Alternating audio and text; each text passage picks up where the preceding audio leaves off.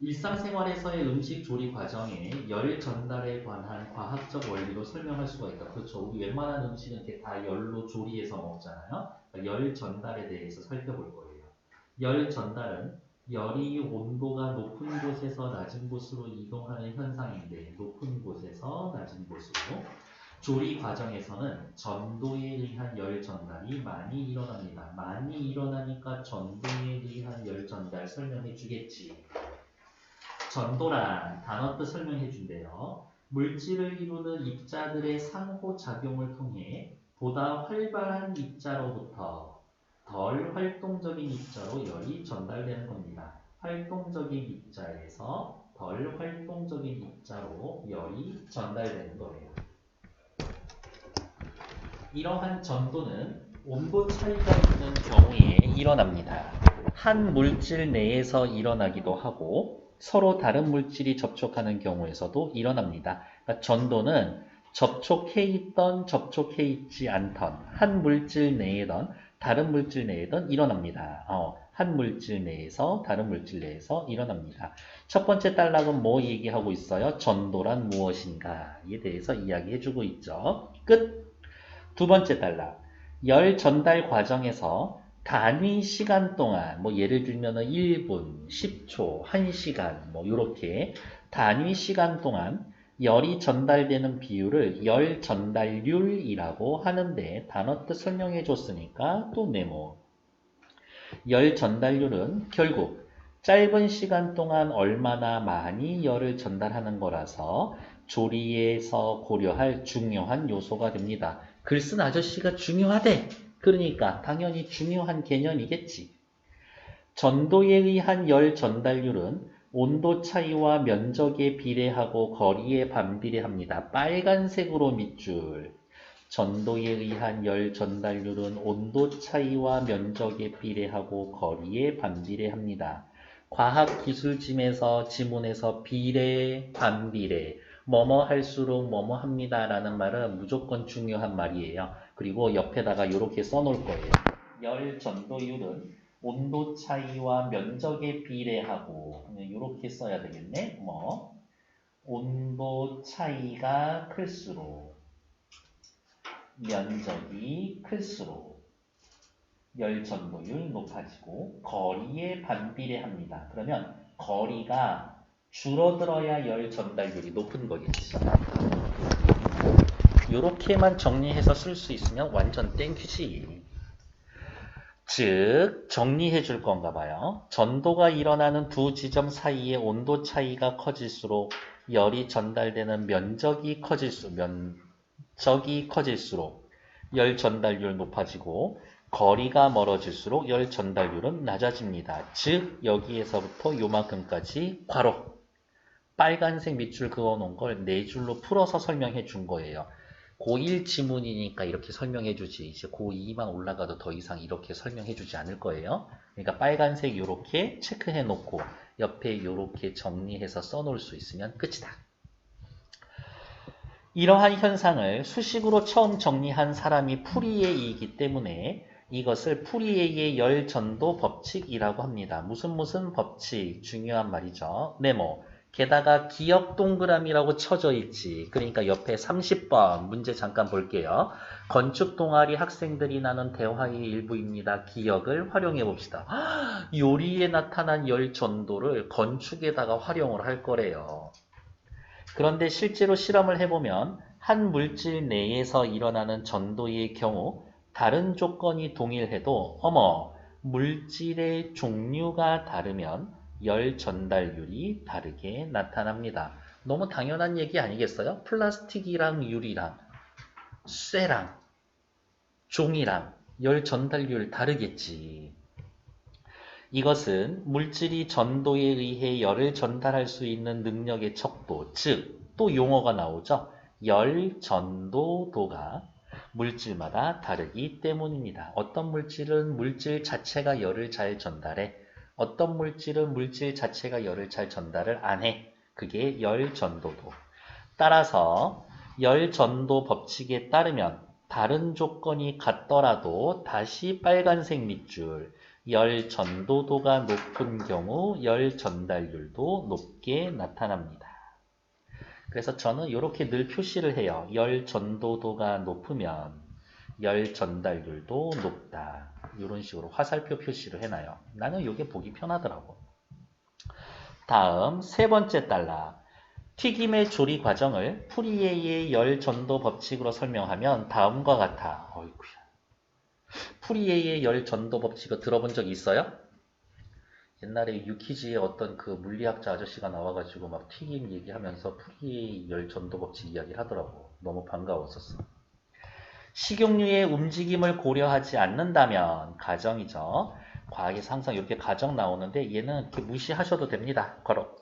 튀김의 조리 과정은 식용유와 튀김 재료 간의 전도로 파악할 수가 있습니다. 튀김의 조리 과정은 열 전도로 파악할 수가 있다. 맛있는 튀김을 만들기 위해서는 냄비를 가열하여 식용유의 온도를 충분히 높여 식용유로부터 튀김의 재료로의 열 전달률을 높여야 한다. 결국에 이런 거네요. 튀김은 누구? 냄비를 데워서 그 안에 있는 식용유를 뜨겁게 해. 식용유를 뜨겁게 해서 튀김 재료를 넣는 거지. 튀김 재료를 뜨겁게 하는 거죠. 파이어, 불이 켜져 있을 거고요. 냄비에서 식용유로 열 전도가 일어날 거고 식용유에서의 튀김 재료로도 열 전도가 일어날 거라고. 그리고 튀김 재료를 식용유에 넣으면 재료 표면에 수많은 기포가 형성이 됩니다. 이 기포들은 식용유에서 튀김 재료로의 높은 열 전달률로 인해서 기포는 전달률이 높대. 순간적으로 많은 열이 전달되어 생겨나는데 재료 표면의 수분이 수증기로 변해서 식용유 속에서 기포의 형태가 되는 겁니다. 이 기포들은 식용유 표면으로 올라가서 공기 중으로 빠져나가고 지글지글 소리가 나게 됩니다. 냄비에 식용유를 넣고 밑에서 불로 때우고 튀김을 넣으면, 역시 튀김은 새우튀김, 넣어놓으면 안에 있던 수분이 밖으로 빠져나간다고. 안에 있던 수분이 밖으로 빠져나가는 거라고. 네 번째, 수분이 빠져나가야 하나? 그렇죠. 그래야 바삭바삭하지. 이 수증기 기포들이 튀김을 맛있게 만드는데 중요한 역할을 합니다. 글 쓴 사람이 중요하다고 생각했으니까 수증기 기포 중요한 거야. 밑줄 긋고 별표 해놓는 거지. 수분이 튀김 안쪽으로 수증기의 형태로 튀김 재료에서 빠져나감에 따라 재료 안쪽의 수분이 빈자리를 채우기 위해 표면적으로 이동하는 겁니다. 그러면 이런 느낌인 거네. 새우튀김이 있어요. 식용유 안에 넣어놨습니다. 수분이 표면에 있던 애들이 빠져나가면서 기포를 만들고, 그리고 여기 안쪽에 들어있는 수분도 바깥으로 빠져나가는 거라고. 괜찮을까? 표면으로 왜 이러지 오늘? 빠져나가게 됩니다. 그 결과 지속적으로 재료의 수분은 기포로 변하고 이로 인해서 수분량이 줄어들며 바삭한 식감을 지니게 됩니다. 튀김 재료 표면의 기포는, 기포 중요하다는데 진짜 기포 중요한가 봐요. 계속 얘기하고 있어. 재료와 식용유 사이에 일종의 공기층과 같은 역할을 해서 식용유가 재료로 흡수되는 것을 막아 튀김이 덜 기름지게 합니다. 재료 표면에 생성된 기포들을 거쳐 열 전달이 일어나기 때문에 재료 자체가 타지 않고 재료의 안쪽까지 열이 전달되어서 골고루 이루어지게 합니다. 괜찮을까요? 네, 밑에 문제 같이 볼 거예요. 윗글을 이해한 것으로 적절하지 않은 것은 1번, 물질을 이루는 입자들의 상호작용을 통해서 전도가 일어납니다. 그렇죠. 활발한 애에서 활발하지 않은 쪽으로 이동을 하는 거죠. 1번 오케이. 2번, 음식의 조리 과정에서도 전도에 의한 열 전달이 많이 일어난다고. 음식 조리할 때 열 전달 쓴다고 첫 번째 단락에서 얘기했죠. 물질이 전도에 의해 열을 전달할 수 있는 능력은 물질마다 다릅니다. 열, 전도, 도가 서로 다르다라고 이야기를 했죠. 음식의 조리에서 단위 시간 동안 열이 전달되는 비율을 고려하는 것은 중요합니다. 그렇지. 그래서 어머 이 셰프가 쓰는 프라이팬이에요. 막 해가지고 엄청 프라이팬 쓰고 있죠. 어쩜 그렇게 사고 싶게 만들까 멘트가. 열의 답은 5번이겠네. 열의 전도는 서로 다른 물질이 접촉하는 경우에만 발생하며 한 물질 안에선 발생하지 않는다. 거짓말. 어디에 있었냐? 여기에 있었네요. 여기 체크하시면 될 것 같은데 이러한 열의 전도는 한 물질 내에서 발생하기도 하고 서로 다른 물질들이 접촉하는 경우에도 발생합니다. 라고 해놨으니까 5번 틀린 얘기지. 이렇게 화살표 체크해 가면 되죠. 30번 확인하러 갈게요. 윗글을 읽은 건축 동아리 학생들이 나눈 대화의 일부분입니다. 기억을 활용한 내용으로 적절하지 않은 것은 오늘은 에너지 효율이 높은 건물 설계에 대해 열의 전도를 중심으로 아이디어를 내보자. 열의 전도를 중심으로. 겨울철 열 손실을 줄여야 하니까 느낌은 이거네요. 건물이 있어요. 건물에 보일러를 때우면은 건물의 온도가 올라가겠지. 밖에는 추워. 그러니까 안에 있는 열과 바깥에서의 있는 추위를 막아줄 수 있는 재료로 건물을 지어야 되겠네. 그렇지 않겠어요? 열 손실을 줄여야 되니까 지붕을 통한 열 전달률을 낮춰. 지붕을 통해서 열이 빠져나갈 수 있어. 지붕을 통해서 차가운 기운이 들어올 수 있지. 지붕을 일반적인 재료보다 열 전도도가 낮은 재료를 사용하자. 열이 잘 오가지 않게 만들자. 얘기 잘했어. 일반적으로 벽보다 창문의 열 전도도가 높으니까 여름철 실내 냉방 효율을 높이고 싶다면 창문을 통한 열 전달률을 낮추기 위해서 건물 외벽에 창문의 면적을 줄이는 설계가 필요하다고 생각해. 괜찮죠? 근데 요즘 생기는 막 시청 이런 것들은 온통 통유리를 해놔가지고 엄청 여름에 덥고 겨울에 춥고 그런 얘기 하더만. 부원 3. 여름철 외부 온도의 영향을 최소화하고 여름에 뜨거운 게 들어오지 못하게 외벽을 통한 열 전달률을 낮추기 위해서 외벽을 두껍게 설치하자. 괜찮지. 열 전달을 떨어뜨릴 거니까. 차가운 방바닥에 빠른 난방을 하려면 난방용 온수 배관에서 방바닥으로의 열 전달률을 높여야 하니까. 그렇지. 여기는 열 전달률 높여줘야지. 난방용 온수 배관과 방바닥이 닿는 접촉 면적을 넓혀서 설계해야 되겠어. 그렇죠. 면적이 넓을수록 열 전달 빨리 될 거니까. 답은 5번이겠네. 여름철 현관을 통한 실외 온도의 영향을 최소화할 거야. 현관문을 통한 열 전달률을 낮춰야 하니까. 좋았어. 같은 두께라도 열 전도도가 높은 큰일 날 소리. 열 전도도가 낮은 재질을 현관문에 사용해야 돼. 5번이 답이 되겠죠. 됐을까요? 다음 페이지. 31번. 보기는 A의 과정을 도식화했습니다. 튀김이 만들어지는 과정이요. 살펴볼게요.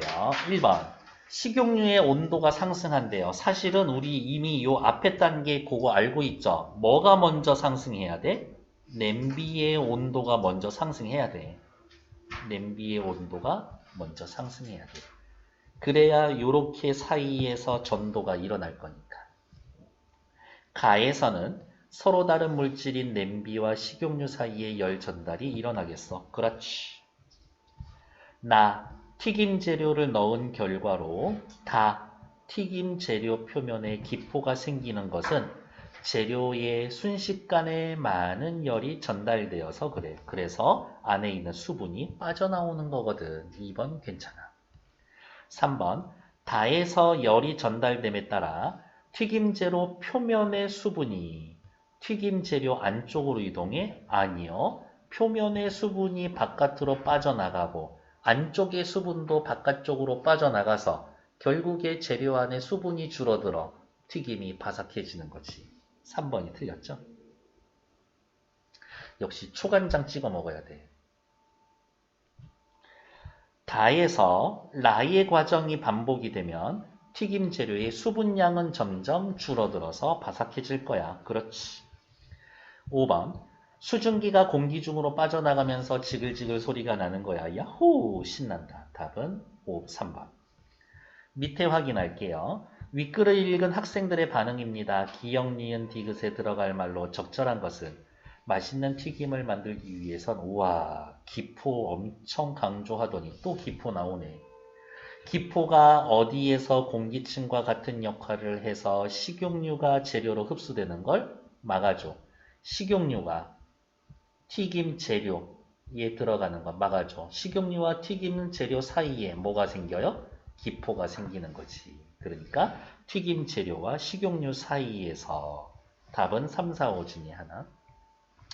식용유가 흡수되는 것을 방해하여 튀김이 덜 기름지게 해주지. 식용유에서의 튀김 재료로 열이 직접 전달되는 것을 막아서 전도되지 못하게 기포를 통해서 튀김 데워라 이거지. 그러니까 답은 3번이 제일 좋겠네요. 밑에 나와 있는 거 확인할게요.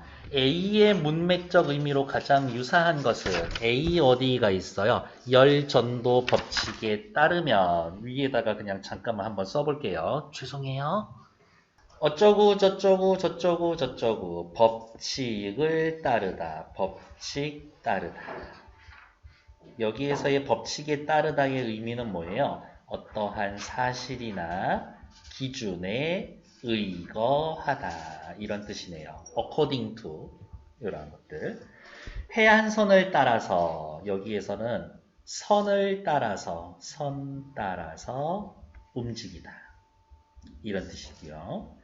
동생은 어머니를 따라서 뒤를 이어 그대로 가다 이러한 의미고 학생들이 모두 선생님의 동작을 따라서 여기에서의 따라서는 뭐예요? 흉내내어 그대로 이런 뜻이겠고 수출이 증가함에 따라 경제도 서서히 회복됐다. 수출도 증가하고 경제도 회복되고 여기에서는 더불어 함께 일어나다.